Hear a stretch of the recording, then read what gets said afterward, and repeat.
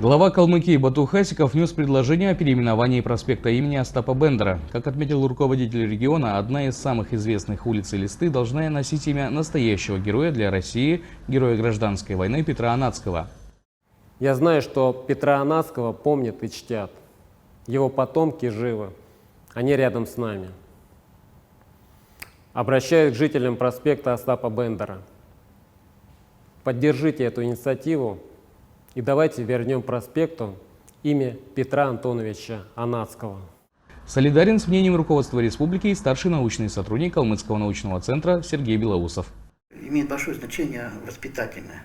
Поскольку нам действительно при воспитании молодого поколения руководствоваться, конечно, называть улицы, имена, скверы, объектом каким-то, да, имеющим такую общественную значимость, тем, скажем, там, объектом, который носили бы имя людей действительно заслуженных, которые работали на благо в обществе, которые себя ничем не запятнали. Также мы опросили жителей степной столицы и узнали их мнение об инициативе главы региона.